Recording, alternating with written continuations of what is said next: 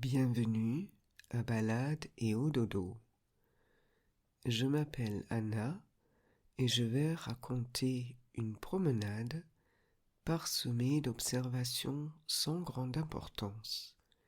Toutes les balades de ce podcast sont des promenades réelles que j'ai faites, puis écrites et enregistrées. Je lis chaque balade 2 fois et je parle un peu plus lentement la deuxième fois.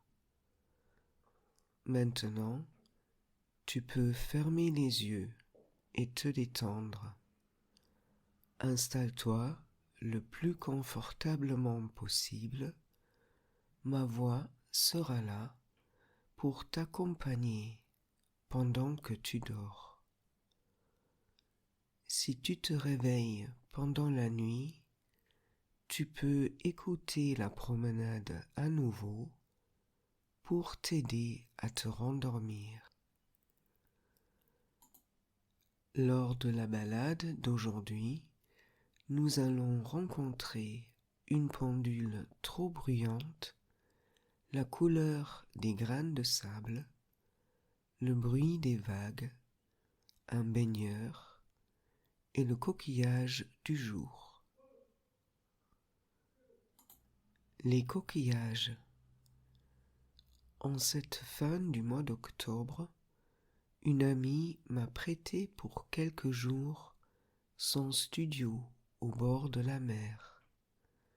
C'est une grande pièce, bien éclairée, que mon amie a aménagée avec soin, dans les tons gris et blancs, avec un grand lit et des placards de rangement d'un côté, le coin cuisine de l'autre. Au milieu se trouve une petite table, juste à côté de la porte-fenêtre qui donne sur le minuscule balcon. Je me suis senti bien ici dès mon arrivée la veille. J'ai rangé mes quelques affaires, posé mon sac de couchage sur le lit et écouté le tic-tac de la pendule accrochée côté cuisine. J'ai senti qu'on n'allait pas passer une bonne nuit ensemble. Alors je l'ai décroché, j'ai enlevé la pile et posé le tout sur la petite commode à côté de la porte d'entrée. C'est le milieu de l'après-midi et je suis prête pour ma balade à la plage. Comme il fait encore doux ici, j'ai mis un pantacourt et un t-shirt. Je prends un gilet contre le vent et les lunettes de soleil, et je mets des chaussures en plastique souple que j'avais achetées lors d'un précédent séjour. Je ferme la porte de l'appartement et je pose la clé bien au fond de mon sac. Je descends l'escalier, traverse le hall de l'immeuble et appuie sur le bouton d'ouverture de porte. Une fois dehors, il me suffit de traverser la route, puis le parking qui l'allonge, et ensuite, après un petit muret qui délimite le parking, c'est la plage. J'enlève les chaussures et je pose mes pieds sur le sable. Je les bouge un peu et les sens s'enfoncer.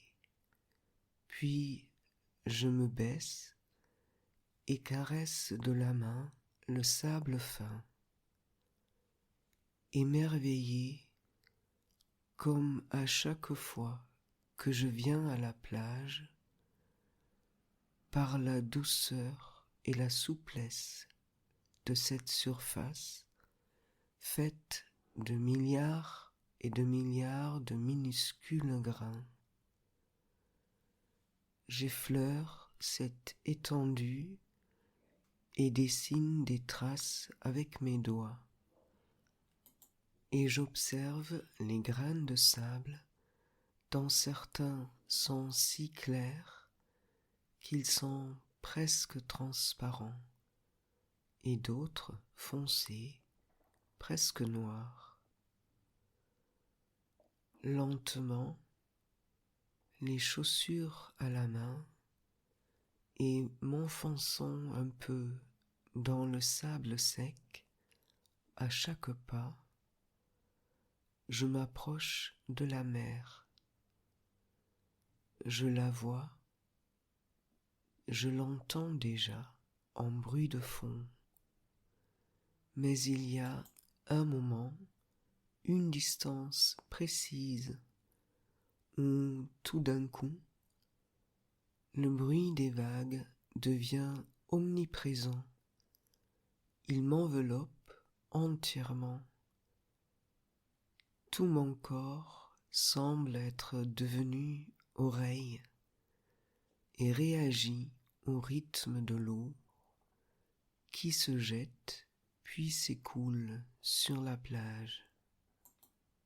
J'avance tout droit sur le sable devenu plus ferme et mouillé, le regard sur le bleu de la mer et le scintillement du soleil sur les vagues. Le vent arrive d'en face, de la mer, et m'ébouriffe les cheveux. Je m'arrête à l'endroit où les vagues s'écoulent et laissent mes pieds s'inonder. L'eau est froide, je n'irai sûrement pas me baigner. Mais j'aime sentir mes pieds dans l'eau et je sens tout au fond de moi une petite joie se mettre à glousser dans l'attente de la prochaine vague et du moment flottant, déstabilisant, quand l'eau se retire et entraîne avec elle un peu de sable de sous mes pieds. Je commence à marcher le long de la mer. Le bruit des vagues et l'horizon lointain à ma droite, la plage avec le sable et d'autres promeneurs à ma gauche. Je ne suis pas la seule à trouver l'eau un peu froide. Personne ne se baigne. Les gens se promènent sur la plage. Je me souviens d'une autre promenade au bord de la mer. Un matin d'octobre, quelques années auparavant, où on avait vu une seule personne nager dans la mer. Une fois qu'elle était sortie, on avait vu qu'il s'agissait d'un monsieur assez âgé, et je lui avais dit que je le trouvais bien courageux de se baigner dans cette eau froide. J'ai aménagé ici quand j'ai pris ma retraite, m'avait-il répondu. Et depuis, je nage tous les matins, été comme hiver. et j'ai 82 ans. Je lui avais redit mon admiration que j'éprouve encore là, en repensant à lui, en plus d'une grande tendresse pour cet homme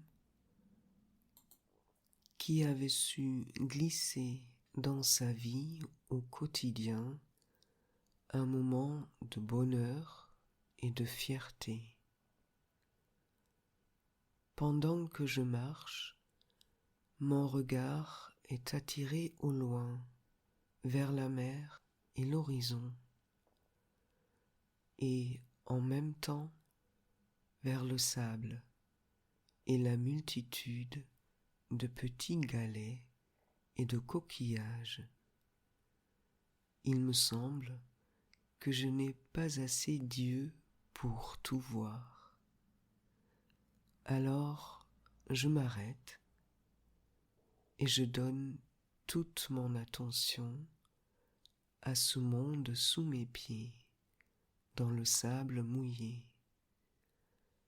Des petits galets ronds, pas plus grands que l'ongle de mon pouce, jaunes, rouges et blancs, luisants d'humidité, et puis des coquillages aux formes variables, dont les couleurs passent par toutes les nuances de rouge, violet, brun et jaune. Certains sont épais, avec des rainures comme de petites vagues, et d'autres sont tout lisses, plus minces et plus fragiles. Comme une petite fille, j'ai envie de ramasser les plus jolis, puis de recommencer quelques pas plus loin, où il y en a d'autres, tout aussi jolies, ou même plus, que j'aurais envie de ramasser aussi, absorbé dans ma contemplation de formes et de couleurs, pour ne pas me laisser piéger par mon instinct de cueillette. Je me concentre sur l'endroit où je suis, là, en ce moment, et je prends tout mon temps pour choisir un seul coquillage. Ce sera mon coquillage du jour. Je le garde au creux de ma main et je l'emporte avec moi. Demain, sûrement, je vais en choisir un autre. Puis, à la fin de mon séjour, je les rapporterai tous à la plage, où ils vont peut-être être choisis par d'autres pour leur jeu à elles. Tous, sauf peut-être un seul, que je garderai avec moi jusqu'à mon prochain séjour au bord de la mer. Les coquillages.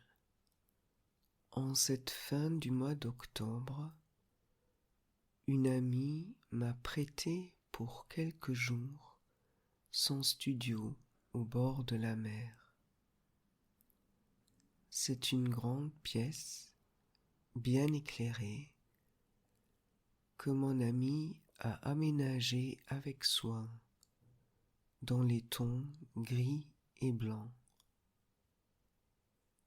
avec un grand lit et des placards de rangement d'un côté, le coin cuisine de l'autre. Au milieu, contre le mur, se trouve une petite table, juste à côté de la porte-fenêtre qui donne sur le minuscule balcon. Je me suis senti bien ici dès mon arrivée la veille. J'ai rangé mes quelques affaires, posé mon sac de couchage sur le lit et écouté le tic-tac de la pendule accrochée côté cuisine. J'ai senti qu'on n'allait pas passer une bonne nuit ensemble. Alors, je l'ai décroché, j'ai enlevé la pile et posé le tout sur la petite commode à côté de la porte d'entrée. C'est le milieu de l'après-midi et je suis prête pour ma balade à la plage. Comme il fait encore doux ici, j'ai mis un pantacourt et un t-shirt. Je prends un gilet contre le vent et les lunettes de soleil. Et je mets des chaussures en plastique souple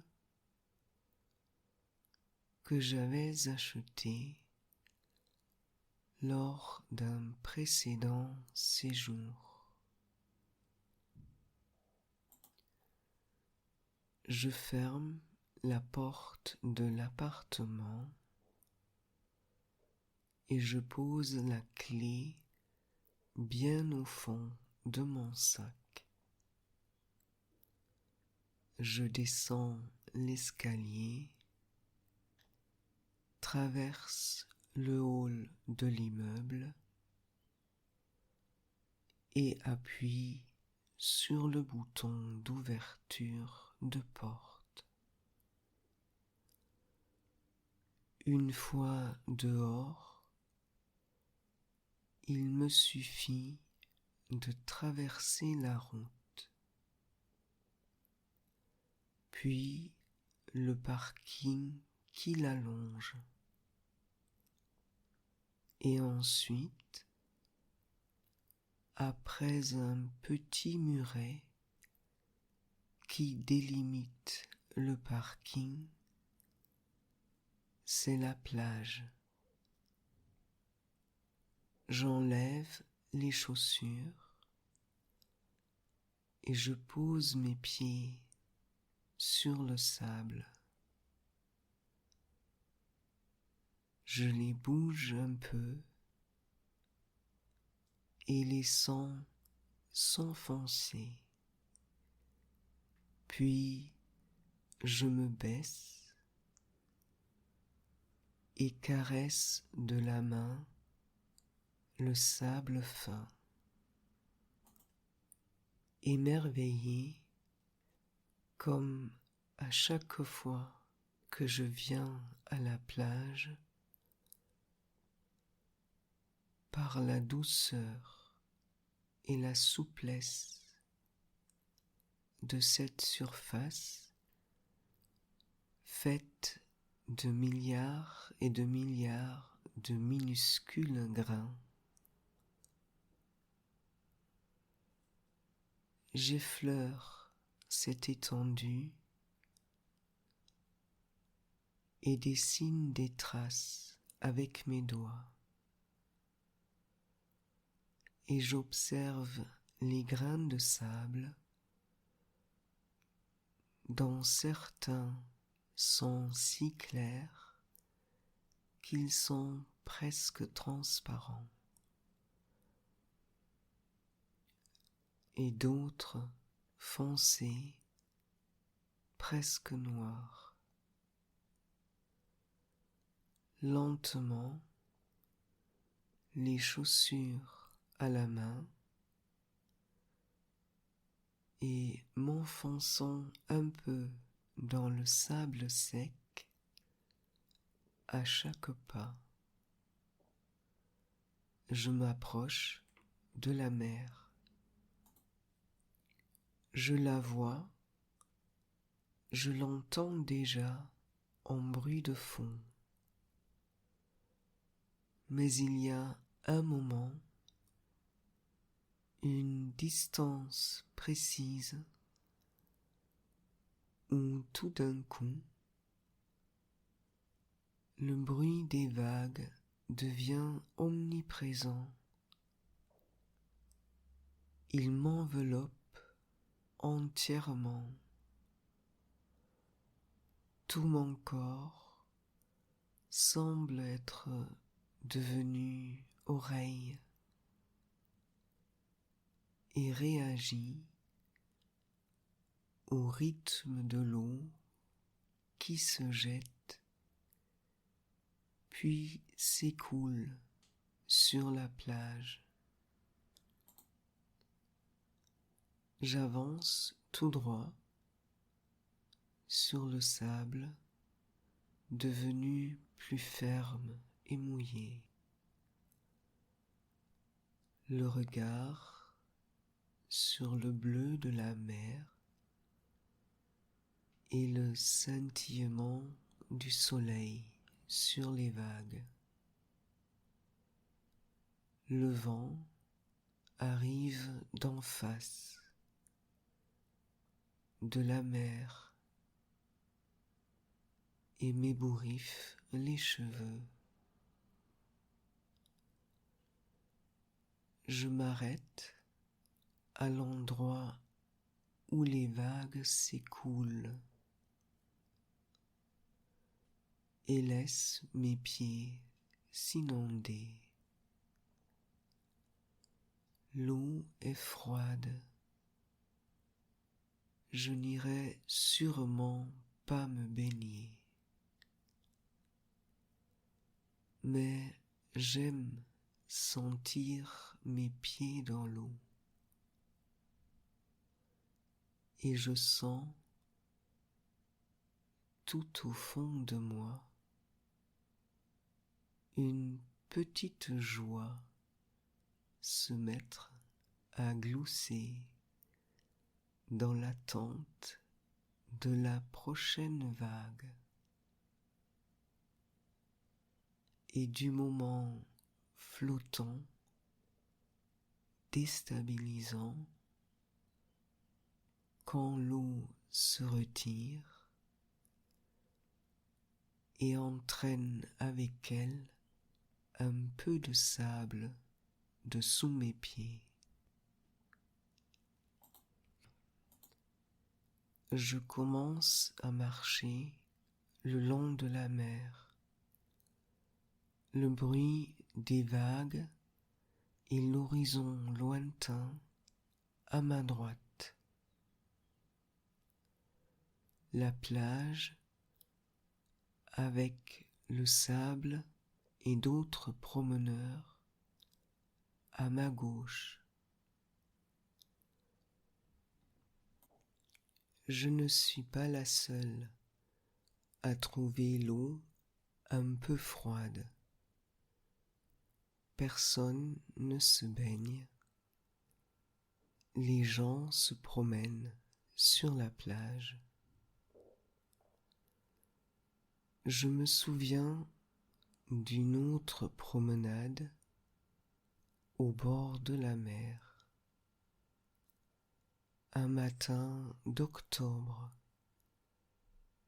quelques années auparavant, où on avait vu une seule personne nageait dans la mer. Une fois qu'elle était sortie, on avait vu qu'il s'agissait d'un monsieur assez âgé. Et je lui avais dit que je le trouvais bien courageux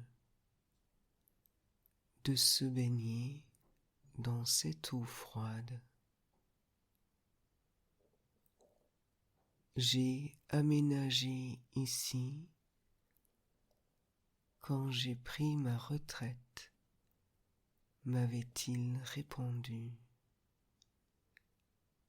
Et depuis, je nage tous les matins, été comme hiver, et j'ai 82 ans. Je lui avais redit mon admiration que j'éprouve encore, là, en repensant à lui. En plus d'une grande tendresse pour cet homme qui avait su glisser dans sa vie au quotidien un moment de bonheur et de fierté. Pendant que je marche, mon regard est attiré au loin vers la mer et l'horizon, et en même temps vers le sable et la multitude de petits galets et de coquillages. Il me semble que je n'ai pas assez d'yeux pour tout voir.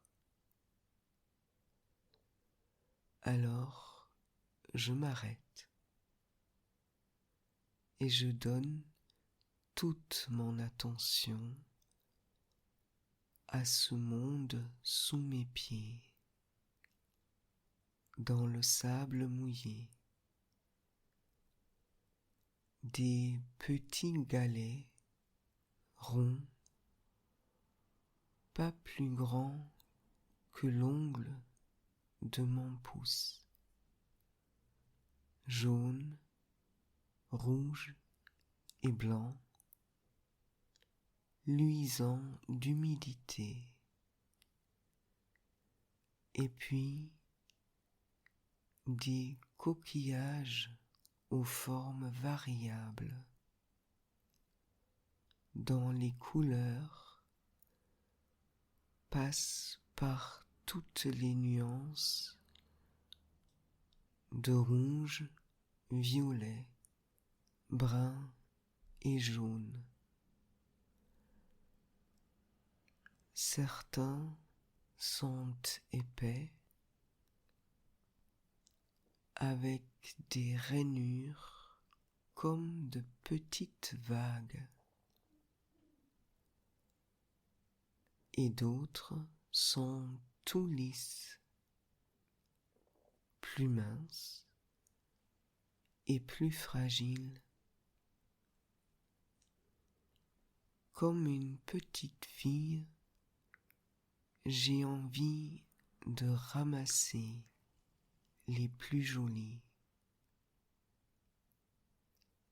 puis de recommencer quelques pas plus loin, où il y en a d'autres, tout aussi jolies, ou même plus, que j'aurais envie de ramasser aussi. absorbé dans ma contemplation de formes et de couleurs, pour ne pas me laisser piéger